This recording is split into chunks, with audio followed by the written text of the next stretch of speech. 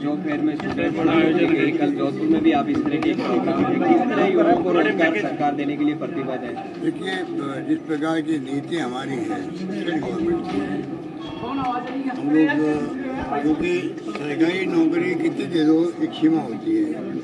आज करीब 1,33,000 नौकरी दी जा चुकी है, 1,25,000 के प्रोसेस चल रहा है, परंतु उसके बावजूद 1 लाख और हम देने का घोषणा कर चुके हैं। परंतु उसके बावजूद भी संख्या इतनी बड़ी है बेरोजगारों की भी, हर व्यक्ति को नौकरी की आवश्यकता होती है परिवार के अंदर, और प्राइवेट सेक्टर का अपना महत्व होता है। तो एक तरफ तो सरकारी नौकरी और दूसरी तरफ प्राइवेट सेक्टर को हम प्रमोट कैसे करें। इन्वेस्ट राजस्थान में करने के लिए लोग पहल करें, आने की इच्छा रखें, ये माहौल तो हमने बना दिया। जब मेगा एक प्रकार से इवेंट हुआ था इन्वेस्ट राजस्थान के, 11 लाख करोड़ का मतलब कल्पना कर लीजिए, एमओयू साइन हो गए हैं। 10 लाख का टारगेट रखा नौकरी मिलने का, अगर वो पूरा सब हो जाता है तो पूरा कभी होता नहीं है। पर हमने जो कस्टमाइज पैकेज देते हैं, अभी जो नई पॉलिसी आई रिप्स की 22 की, उसके माध्यम से एमएसएमई का हमने एक्ट बना दिया कि 5 साल तक आपको सरकार के पास आना ही नहीं है, खुद ही आप सब कुछ फॉर्मेलिटी कर लीजिए और काम शुरू कर दीजिए। वो भी अड़चन होती है कई बार, तो तमाम माहौल ऐसा बन चुका है। उसके कारण ये कंपनियाँ आ रही हैं इतनी संख्या में। कल जोधपुर में गया, वही काफ़ी कंपनी आई हुई थी, नौकरी दे रही है, 18 लाख पैकेज दे रही है बच्चों को। तो सारे बच्चों में बात जाके करिए, बहुत खुश है ये, इनको विश्वास है कि नहीं, ये जो माहौल बना है राजस्थान के अंदर, उसका फ़ायदा मिलेगा। आने वाले वक्त में और ज़्यादा जॉब मिलेगी हमको, कंपनी भी आएगी। और ये ऐसे फेयर जो लगे हैं मेगा जॉब फेयर, ऐसे फेयर हर जिले में लगेंगे, तो और लोगों को आसानी हो जाएगी नौकरी प्राप्त करने की। फिर एक पेपर लीक हुआ, आपने एंटी चीटिंग बिल भी लाया। पेपर लीक तो देखिए आर्मी में भी होते हैं, हर राज्य में होते हैं, पर राजस्थान वो राज्य है जो कल पेपर लीक को उनको पकड़ लिया। राजस्थान लोग जिलों में बेर बंद कर रहा है पेपर लीक करने वालों को। एकमात्र राजस्थान राज्य जहाँ लोग जेलों में सड़ रहे हैं, बाकी तो आप देखिए छूट जाते हैं लोग।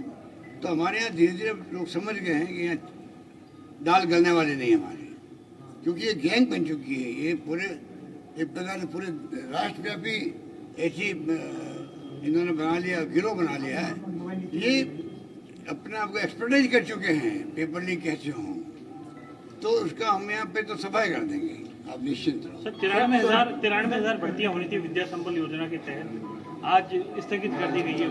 जो शिक्षकों की 93,000 भर्ती होनी थी विद्या संबल योजना के तहत स्कूलों में, उसको स्थगित कर दिया। आरक्षण उसमें नहीं रखा गया था। बसपा ने, कई संगठनों ने विरोध भी जताया कि सब आरक्षण का प्रावधान होना चाहिए। देखिए, आरक्षण तो कानूनी प्रावधान हो गया आजकल, और अभी सुप्रीम कोर्ट में मोहर लगा दी है। तो आरक्षण की अगर मान लो कोई कैलकुलेशन में गड़बड़ हुई है तो ठीक हो जाएगी, कोई दिक्कत नहीं है। और नौकरी बड़े रूप में राजस्थान गवर्नमेंट दे रही है। ये हमारा नीतिगत फैसला है कि बच्चों को नौकरी मिले, तो उसमें हम कमी नहीं आने दे रहे हैं। और प्राइवेट सेक्टर प्रमोट कर रहे हैं, ऐसी पॉलिसी ला रहे हैं। तो राजस्थान के हर नौजवान को लगे भाई जब चाहूँगा मुझे नौकरी मिल जाएगी। और जो भी मैंने कहा था अभी मीटिंग के अंदर भी, कि माहौल ऐसा बनना चाहिए और ऐसी स्थिति पैदा होनी चाहिए। माहौल खाली माहौल से काम नहीं चलेगा, ऐसे हालात पैदा होने चाहिए। बैंकों से लोन मिल रहा है, पॉलिसी सरकार की अच्छी है, प्राइवेट सेक्टर में जाएंगे तो नौकरी मिल जाएगी। हम अपना कोई का धंधा शुरू करेंगे, कोई अड़चन नहीं आएगी, और सरकारी नौकरी भी अवेलेबल है। तब जाके हर परिवार में सुख शांति रहेगी। आज टेंशन होता परिवार, पता नहीं बच्चा पढ़ रहा, बीए करेगा, बी कर लेगा, बाद में इसका क्या होगा, नौकरी मिलेगी नहीं मिलेगी। यही पहचान है कि आप कैसे बच्चों को, परिवार को एक विश्वास दिलाओ कि सरकार आपके साथ खड़ी है, आप निश्चिंत रहो। वो उसी तरह आगे बढ़ रहे हैं। ब्यूरोक्रेसी की लगातार शिकायतें आ रही हैं कि नियमों में अपने हिसाब से मनमर्जी करते हैं, नियम बनाने में, नियम लागू करने में ब्यूरोक्रेसी अपने हिसाब से नहीं, ब्यूरोक्रेसी कोई मनमानी नहीं करती है, ना कर सकती है, ना कर सकती है। कौन करने देगा उनको? उनके एक्शन हो सकता है, कई बार हो सकता है कोई कमी रह जाए कोई कारण से, तो मैं उनको भी कह सकता हूँ 1,10,000 लोगों को हमने अभी जो कॉन्टेक्चुअल नया जो बनाया हमने नियम बनाया है, ये कोई कम बात है क्या? 1,10,000 जो कॉन्ट्रैक्ट पे काम कर रहे थे वो सब अब रेगुलर होंगे। वो समझ रहे, अभी भी वो नहीं समझ पा रहे। कई लोग तो हमारा एक्सपीरियंस खत्म हो गया, कोई खत्म नहीं हुआ है, उनकी कई शिकायतें भी है।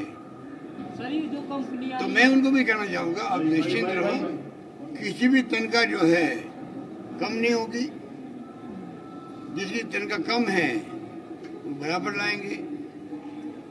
सोच समझ के नियम बना करके हमने इसको पास किया है। तो कॉन्ट्रैक्ट वालों को तलवार लटक रही थी, भाई बार बार हटा देते हैं, बार बार रिक्वेस्ट करो सरकार से लगाने के लिए, अब वो समाप्त हो गया। अब वो 1,10,000 लोग जैसे जगह निकलेगी तो वही अब नौकरी मार जाएंगे। सर, गहलोत मॉडल पर कांग्रेस चुनाव लड़ रही है, आपको लगता है ये मॉडल अब मोदी सरकार को भी अपनाना पड़ेगा कभी न कभी? हिमाचल में ओपीएस कोई गलत मॉडल नहीं है, ये कांग्रेस का मॉडल है। कांग्रेस हर राज्य के अंदर, चाहे हिमाचल हो चाहे वो गुजरात हो। सर राहुल गांधी जी ने खुद ने ट्वीट किए हैं हमारी स्कीमों पर। आप सोच सकते हो कि कांग्रेस हाईकमान खुद ट्वीट कर रही है। उनको मालूम है कि राजस्थान सरकार ने जो पहल करी है, छत्तीसगढ़ भी अपना रहा है, बल्कि पंजाब की जो सरकार आप पार्टी की वो अपना रही है। और तो जो हमने राजीव गांधी ग्रामीण ओलंपिक किए थे उसके लिए अनाउंस कर दिया, मैंने सुना है पंजाब ने भी, छत्तीसगढ़ ने भी। तो राजस्थान सरकार ने इतने पहल की जो हिंदुस्तान में कहीं नहीं। जैसे आपका हेल्थ का इंश्योरेंस का काम है चिरंजीवी योजना के नाम से, देश में नहीं दुनिया में कहीं नहीं हो। शहरी रोजगार योजना, और शहरों में लोगों को रोजगार मिलना बहुत बड़ी बात है। घर की महिलाएं बाहर निकलती नहीं थी, अब उनको काम मिल गया। 8 रुपये भोजन में प्रति थाली 17 रुपये हम देते हैं, सरकार देती है, अनुदान देती है। तब एनजीओ 8 रुपये खाना खिला सकता, बैठा करके आराम से। ओपीएस लागू किया है, ओपीएस में इलेक्शन लड़ा गया हिमाचल पूरा का। हिमाचल में इशू ही चुनाव का वही है, हार जीत का। ओपीएस जो है वो हमने लागू किया है और कर्मचारी वहाँ पर आंदोलन कर रहे हैं। हमारी एक के बाद जितनी भी योजना, किसानों के लिए हमने 8 लाख किसानों के बिल शून्य हो गए हैं, 42 लाख आम जनता के उपभोक्ताओं के बिल शून्य आने लग गए हैं, 0 आने लग गए हैं। तो जो हमने स्कीमें बनाई है वो सोच समझ के बनाई है, और अगला बजट हम युवाओं को, छात्रों को, बच्चों के लिए समर्पित करेंगे। सर 2018 के जन घोषणा पत्र में आंगनबाड़ी कार्यकर्ताओं को रेगुलर करने की बात थी। आज वो धरने पर बैठे हैं गांधीनगर। 1,60,000 आंगनबाड़ी कार्यकर्ता हैं, 40,000 आशा सहयोगिनी हैं, 32,000 होमगार्ड हैं। इनका क्या होगा? संविधा के अंदर भी इनको नहीं लिया गया रेगुलर करने के लिए। देखिए, अब जो संविधा वाला हमने शुरू किया है, समय के साथ साथ में और इम्प्रूवमेंट होते जाएंगे। कैसे करें? तो ये कोई कम बात है कि सरकार की नीयत क्या, नीति क्या है, मेरी ये देखी जाती है।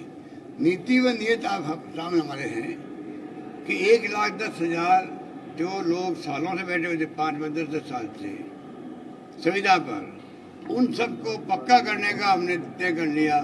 क्योंकि आप पक्का ऐसे कर नहीं सकते, कल कोई कोर्ट चला जाएगा। उसके लिए नियम बनाए हम लोगों ने, बाकायदा कॉन्ट्रेक्चुअल सर्विस के नियम बन गए। तो इतने बड़े बड़े फैसले हो रहे हैं, तो नौजवानों को विश्वास होना चाहिए सरकार पर। शिराव दे सकते हैं। तो हमारे कुछ बच्चे लगे वहाँ गुजरात के अंदर 35 दिन तक। मैंने उनको समझा, मेरे को मिले थे वो भी समझ रहे हैं धीरे धीरे। हमारी नीति है नौजवानों को बेरोजगारी की स्थिति नहीं बनी रहे, और हम उस पर कामयाब होंगे, टाइम लगेगा। बूंदी जिले में